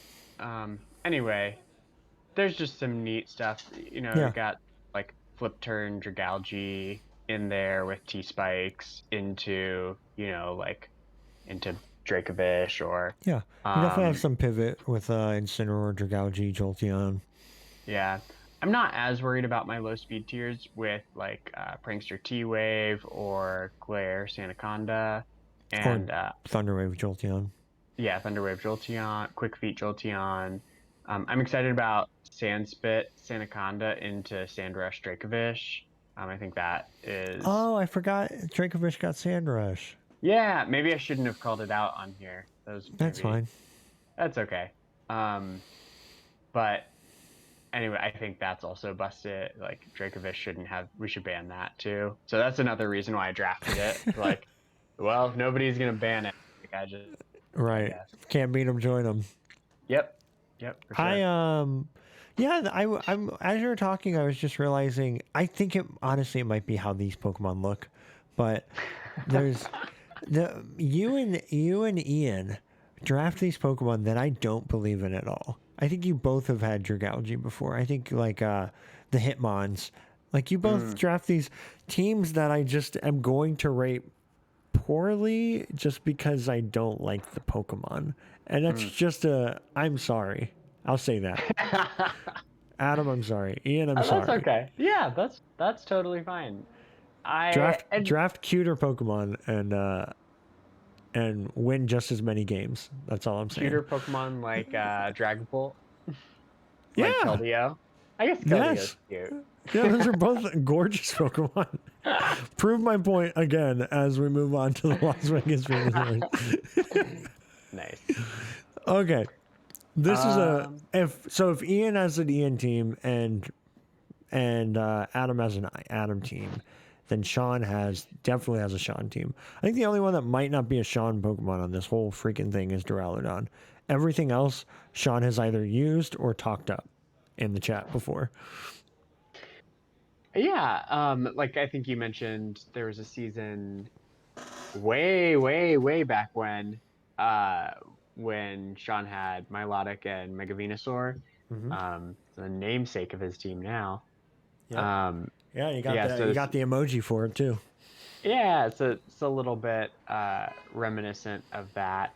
That's a good, yeah. Obviously, Weavile is great. It's such a nice in Draft League. It's such a nice counter pick to a lot of like strong dragons like Haxorus Right. or I mean, it's like yeah. Weavile might not be good in like some weird stance, but it's just such an anti-draft league Pokemon because the Hmm. top picks are Aegislash, they're Dragapult, they're Haxorus, they're even this does a lot to like Clefable, like Hmm. things that it should. So it's just like good.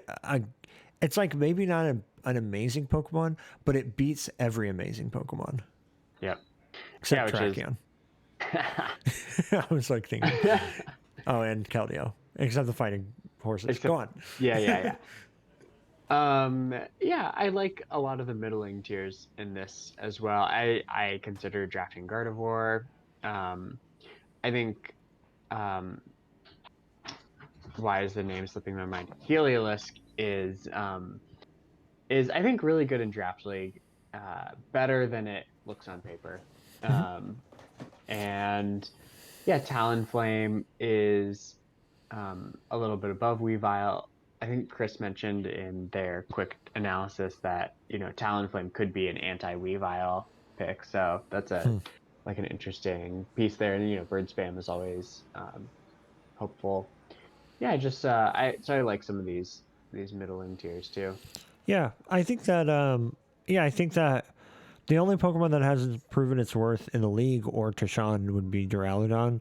But Rotom Fan, if you get a tier 40 Pokemon with 107 defense and 107 special defense and 105 attack, special attack, it's a good Pokemon. So Rotom Fan's good, Tauros is good, Girder's good, Golurk is really good. It's hard to know how good it is because it got that new move. Um, there's a little bit of like I almost want to. His team's interesting because there's like I almost want to say there's a fighting weakness in Duraludon and Heliolisk and Weavile, but that's also kind of patched with Gardevoir, Amoonguss, Golurk, there and Rotom Fan, Talonflame. So there's a couple things like that. There's like some usually with the Steel type you want it to resist fairy, but Duraludon doesn't really do that, and its Bdef is low enough that it's not going to do that for you. But there's like Amoonguss and just Milotic's natural bulk, and kind of Talonflame too if you build a bulky one. So anyway, this team, I'm glad that Sean drafted this team. We were talking during the draft, and he was thinking about getting things like Slowbro instead of Milotic, and he kind of just settled on like I would kick myself if I didn't get Milotic. I always talk about how good it is, and then I don't draft it again. So I'm really glad. It feels like a lot of coaches that have been around here for a while maybe used this like halfway season between new stuff and instead of just trying again something new, kind of like went a little bit back to their roots, and it's kind of cool to see. We've been doing this long enough that people are kind of like finding what they like and sticking to it in a good way. Yeah, and I hope that it makes it fun to build teams and kind of makes it easy to be creative because Right. you already know a lot of the standard stuff. When I was looking at this team, I was like, is this a top five team? It might be a top five team. And I don't actually know on my list. We'll have to see if I included it in technically the top five because there's like a cram of teams that I think are all really good. So the only reason this wouldn't be a top five team is just because other teams are also good. But I really like this team. Yep. Drapion next. Next. Beyonds. Okay. Cool. This is a weird one. Holy cow, I have no idea how to. So normally I'm thinking Dragon Fairy Steel Core. What's their fairy type? What's their dragon type? This team, or what's their steel type? This team has 2 steel types and 3 fairy types. It's just like, there's like overlap, but it's not really overlap. There's no fire type, but there's 2 water type, 1 water type, and like the grass type. I am with Mr. Quality about Lilligant. I think Lilligant's good. I think Lilligant is a different. It's kind of like a Butterfree. I think it's good. I think it, and with a good typing for this type of team too. Other than that, I would just say that like there are some that I'm a believer of pretty much all the low tiers except for Boltund, and this is a top heavy team. Terrakion and Kyurem. Didn't Brian have that last season? Yeah, it's a little bit. God, there are so many people that I helped prep for last season that it was just so difficult to prep against, to prep for Terrakion and Kyurem. What a difficult thing to deal with, and then also with like potential for sticky webs with Rabombi, and then setup options with Mimikyu and Blastoise and Rabombi and Lilligant and Sandslash. I think this doesn't like look traditional, but it's good. I think this is a good team. Hazards are good, and hazard removal is good too. Mm-hmm. Yeah, I think this, if I remember right, I think this has the best speed tiers that I've seen. I think, in my opinion, it has like, something, Rabombi up high, which, Rabombi's maybe not the greatest Pokemon, but it certainly threatens a lot of the fast dragons, your Como-Os, which is not that fast, but your Hydreigons, your Kyurem, which you have here. Anyway, so I think that's nice, and just like Kyle mentioned, the setup options are really great here, along with the like one of the best banded Pokemon and one of the best Specs Pokemon. Bronzong has a long storied history. Can you say that in our league? So I think that's great, and Dusclops is something you have to prep for. Yeah, just like this is just a list of good Pokemon. Yeah. And I'm a little concerned. Sorry, you can finish. Oh yeah, I was gonna say I think so. Last season I ranked Tim's team a little bit lower. It was maybe kind of similar, and I had it lower, and I think I was probably wrong about that. So I think this team is good. I'm a little concerned about what a good fire type is going to do to this team. I know he's not going to bring Sandslash and Lilligant and Bronzong every week, but those are also overlapping with Rabombi, and your dragon type is not resisted to fire. And then also it's like fire types also have access to Will-O-Wisp, so your resistances are the ones that can kind of chew those up. Or like Terrakion, maybe Mimikyu. Like, so I'm a little bit worried about a good fire type. I'm a little bit worried about a good fighting type with other coverage. Coverage for like even if it's just knockoff, fighting type Pokemon with knockoff would kind of scare this team a little bit. So those are some things I'm looking at, but honestly though, I'm a believer in this team. And I think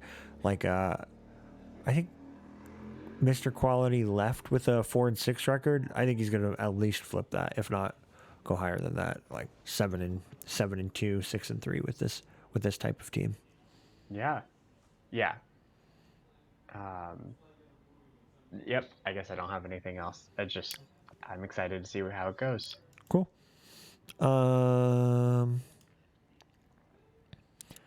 Connor drafted this core, we'll call it Volcarona, Skarmory, Toxapex, Doug Trio. Yeah. How odd and interesting.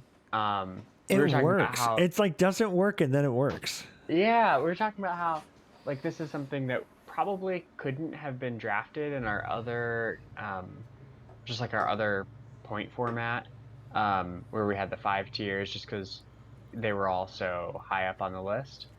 Or it would have at least taken like a bad mega. But and it's so interesting because you would think that like Skarmory and Toxapex like sharing the electric weakness would be a huge problem. But if you look through our tier list, there's actually not that many great electric types. Like a lot Yeah, of them electric types are gone. suck. Like Yep. the Thunduruses are gone, the Zapdos is gone, Raiku's gone, Tapu um, Koko. Tapu Koko's It's gone. like Zera Aura, and then what's the next good one? Oh, it's Magnezone?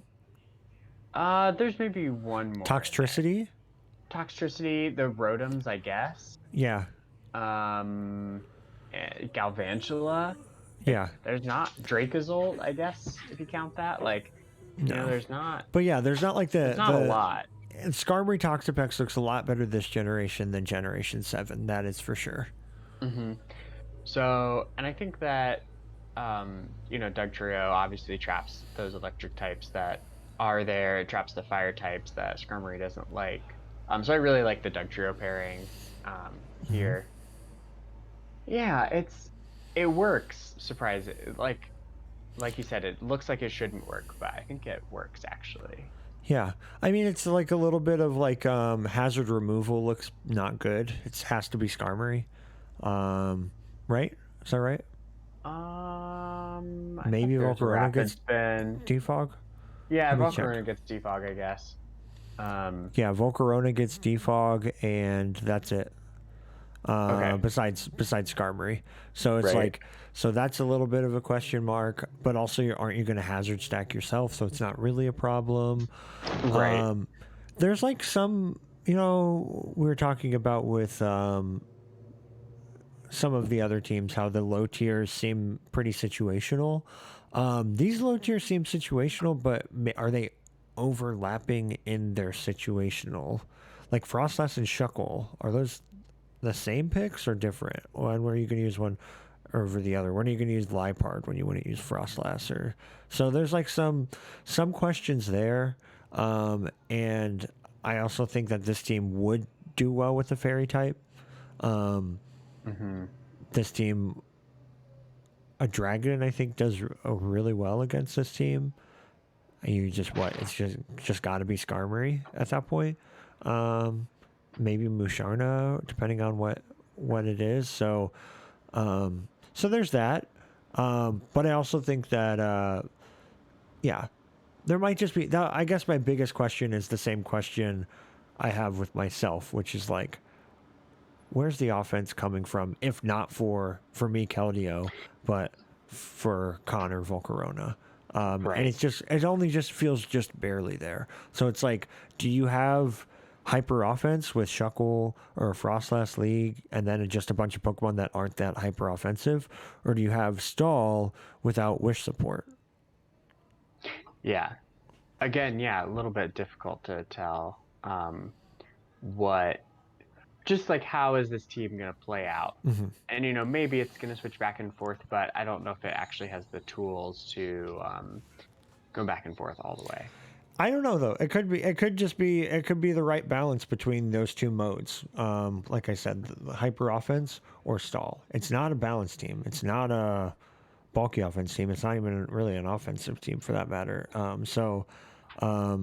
Yeah, if Connor wanted to switch, it would only take one or two things to make this a Stall team. If Connor wanted to switch the other way, it would take one or two things to make it a hyper offensive team. So, but as is, still good, still fun.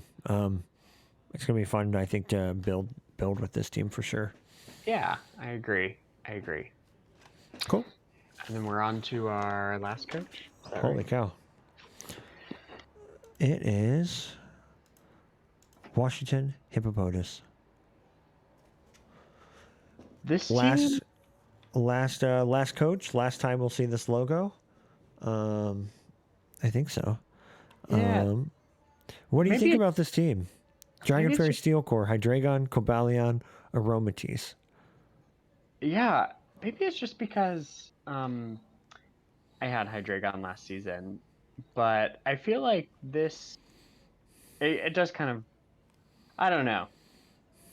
I hope that you can use better than I can. I guess is what I'll say. Hydreigon? You cut out. Did you say Hydreigon? Yeah, I hope you can use Hydreigon better than I did. Um, I I wonder though, with not having so much that's faster. You have Galvantula, you have Cobalion, you have Lycanroc. Um, I don't know. Hopefully that's enough that you'll be able to pressure Mm-hmm. from the faster side. But we were talking before this about how Cobalion is really more of a defensive Pokemon without Z moves. Even though it gets Swords Dance and Agility, it just doesn't quite have the Yeah, I mean, it's isn't Swords Dance punch. into Iron Head, which isn't really the best stab move. The only reason it's amazing on Excadrill is because of its base attack. Or it's Swords Dance into Close Combat, where you're nerfing your stats. Hmm. Yeah, Or and I then know it's Volt Switch and Stealth Rock. right. And Galvantula, I've always been a little bit underwhelmed by offensively. I know it gets like Bug Buzz, Energy Ball, Thunder, but with the Compound Eyes, but um, I don't know. It just never seems to quite do more than put up sticky webs. Um, Yeah. Maybe that's just based on how I've used it. So I Maybe don't know. it'll last longer now with boots, but then you're losing your offensive items like Life Orb or with that special Yeah, attack stat. or your Focus Sash. Yeah. So I think that Darmanitan does a lot for this team, though. I Hmm. think, again, like I've been saying, this entire analysis, that the offensive fire types are really helpful this gen. Hmm. And I think you do have some really solid defense in Aromatisse and Wheezing, Hmm. and Cobalion, like we Yeah, said. So that I would call that the defensive core. Wheezing, Aromatisse, Cobalion, which is a good one yeah, for the yeah, price. absolutely. Yeah. Hmm. And Gorgeist. We'll add that to it too. Oh yeah, Gorgeist. We saw Ryan use Gorgeist really effectively a few seasons ago. Yep. And I think your low tiers are not bad. Like jokingly, I always shit on Claydol, but it does have some utility in this team, and I think Klotzer, like we've seen, Mega Launcher, can do really well. Hmm. And Terrain Pulse, like there's some counter, um, like you can counter build some teams that way. So Yeah. uh, I this team think, definitely has options. yeah, I think if I were to be critical, um, I would say that with Hydreigon to be successful with that speed tier, you want things that are faster than it that are also good. Um, like I think like a Cinderace, like I have, or Inteleon, just things that are also threatening that are faster than it. It almost looks like Brian tried to patch his speed with with his low tiers, which is only going to do so much for you. So I would say that. I would also say that like with things like Darmanitan and Hydreigon, I think that a bulky water type, either like a Mantine or a Vaporeon, would have been, or like it doesn't exist right now, but like Alomomola, I think would be really cool with things like Darmanitan and Hydreigon, something to soak up scalds and ice beams, things like that. But yeah, I think that the idea of Cobalion and Aromatisse being there to switch in to the attacks that Hydreigon doesn't want to take, I think is a cool core. And Darmanitan, I think, is that much more threatening this generation. Hmm. Yeah, yeah. Cool. In general, I agree. Great. The hazards are okay. Actually, the hazards are good, and the hazard removal is good too. On to what's just Sigilith Claydol. Yeah. Weezing does not get defogged. No, not that wheezing. I know Hydreigon does, but it's Yeah, not the exactly. most. But I mean, Really. if you're hazard stacking with your team, like this, and you have wish support and aromatisse, and other things have recovery like Rooston, Hydreigon, and Sigilyph, and you also have wish, then and Gorgeist has recovery. Yeah. I'm less concerned. I think Brian's gonna have a fun time with this team. I think it'll be good. I think it'll be good for him. All right, now on to the drama. All the hateful emails are gonna come in.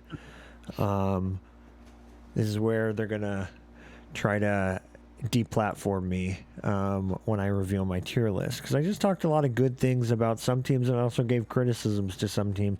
Sometimes when we're recording live like this, we don't always accurately to scale put in. I could have just shat on Brian's team forever and then it could have been one of my top 3 teams. I don't know. We're doing this too fast. So I'm going to go first. We're going to look at my tiers. I'm going to talk a little bit about them. And then we're going to use sort of my tier list and relate Adam's tier list to mine. So first up, my tier list. Wait, let's go. There we go. Yeah, there we go. So right off the bat, you'll see that I have no teams below a B- and no teams in the S tier. The S tier is the was a lot more doable last season when there was less coaches and a lot more points. I don't think any team is perfect. Even my top 2 teams, you heard I had some pretty strong criticisms with whether it were speed tiers or like hazards and hazard removal. But I rate them A because I think that they stand out above the rest of the pack. No C pluses because I think at least even with some criticisms I had in these bottom teams, they were all coherent drafts in a way that I don't think we always get. Every once in a while, there's some teams that are a little bit like, wait, what's exactly going on here? But all these teams looked good in that sense. At the top, these could be interchanged. I don't really know right now. Because Adam and I have our little drama about whether and how good Double Ghost is going to be, I put the Weaviles above. Our 2 of our best coaches. I think did Colin got what was the first since we've been on this new server since in this generation. Colin won season 1, but Andy won the championship, and then last season Andy won the championship for that. So this is going to be tough. The fact that I think they have 2 of the best drafts and they're 2 of the best coaches is going to be very, very difficult to handle. This pack was, I think, the hardest for me to rate technically, because I had to put them in an order. I have best to worst, but honestly, these could go any which direction. I don't really care to debate too hard because I think these are all good. I think they all have ways to improve. I think that hopefully the B+ rating shows that I enjoy them and that I believe in the teams as is without improvements, but that there definitely are some criticisms and some hindrances to how they do. Great job on your first draft double. That Fire Dragon Fairy Steel Core is freaking incredible. Sean, you're welcome. I'm kidding. and then I think so far with the other drafts, I'm confident for sure that Driftveil Drapion is up here in the B+ category. For B-, these are just, it was hard for me to rate these ones. Really, it was just these were the ones that weren't. I felt like I really just tried to clump them, and it was like, here are the top 2 teams. Here are probably what I would consider the top 5. This B+, we'll call them the top 5. These are the exceptions to that.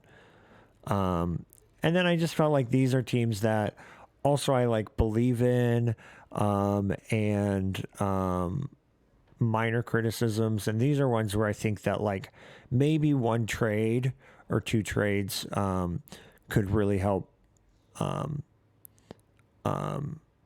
get this going.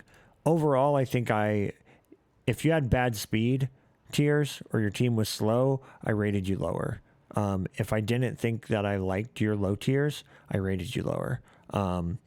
If you have any other questions about why you're maybe on the lower side, just message it in that discussion, and I'll be prepared to be wrong, because I liked a lot of the teams this season. But that's it. There I am. Screenshot it. Tell your mom. And we'll post our. I'll screenshot this and I'll screenshot Adam's, and we'll post them both. Yeah, I think there's some inherent difficulty in ranking in order, like you mentioned, especially these B plus. Well, it's hard because it's like if you just try to do matchups, like you were saying, you're like you thought that my team could beat the doubles, but you think the doubles could beat the Venusaurs, but you think that the Venusaurs could beat my team if it was just strictly a matchup driven ranking system. Right. So yeah, it's not so easy to just compare two teams and say this one's better. So yeah, it's a little bit, which is why I think tiers is appropriate. And it's why in the past we've worked, sometimes we put a lot of effort into like grade, like, I'll give a letter grade for like hazards and hazard removal, Dragon Fairy Steel Core. Just so how multivariable this stuff is. Right. It's all, and I, in some ways I'm glad that, currently what we're doing is maybe a little more informal, where we're just talking about what we like about the team, what we don't like about the team. And then, yeah, like be willing to be proven wrong during the season. Like I know I am. I'm probably going to rank my team lower after the season than I have it now. So, right. So, we kind of finished our tiers after we had already had conversations. And like we said earlier, Adam and I have a pretty similar outlook about what we're looking for in Draft League.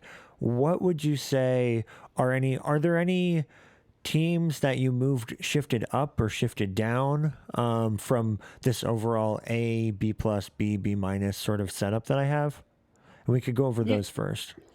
Yeah. So I had myself up a little bit. Of course. You gotta. I had the Hippopotas down. That one was primarily based on just the similarity to my team last season and some of the weaknesses that, or some of the difficulties that I had in building with that team. And so, and then you had Magikarp up. Yeah, I had Magikarp up as well. Nice. Yeah, just I really do think that the Dracozolt Sandrush is very strong. Nice. I think there are a lot of teams that will just lose to that. So those were the only. So those are like those are the tier shifts, and then kind of I guess so. Now this is your tiers, at least grouped, and now we'll try to sort them the way that you had them. Yeah. So if I had to do it in order, then yeah. Then you talk, and then I'll shift them. Yeah. So I think number one I had as the Braviaries team, and maybe I should pull up a different window so I can. I'll get them. I got A's and B pluses shifted now for you. Yeah. So I think the Braviaries team, I just like it a lot. I think that the Rillaboom Luchacore is still great, even with we increased Rillaboom by 2 tiers, Hawlucha by 1 tier. I think that's great. I really think what makes this shine for me is the Hatterene. I think adds a lot to this team. I think Magic Bounce, especially status, is a real way to cripple Rillaboom and Hawlucha, whether it be Para or Burn on either of those. And so I think that Hatterene really does a lot to push that away, and it has a really strong special attack. Surprisingly, I think the Trick Room option is cool. Like we talked about theirs. Anyway, we don't need to rehash it. So that was my number one overall.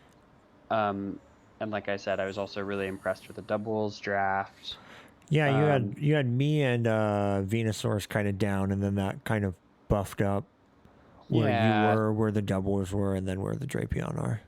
Yeah, and maybe I'm just excited about my own draft. You're allowed to be. I mean, I had mine have higher fun. too. You picked Pokemon that you want to use, so of course you're gonna. I think there is a little bit of an inherent proclivity to push yours up in the ranks because you're excited to use it, and you've spent Yeah, the most time with it. Like right. I looked at Drapion's team for 20 minutes. I looked at my team for 20 hours. Right. Right. Yeah, and I guess just to say some things about some of the teams that are ranked a little lower, like Gallery United. I know I was when I looked at your team, I was sure that it was going to be ranked really high, and it just sort of happened as I was flipping through some of the other teams that I liked them a little better.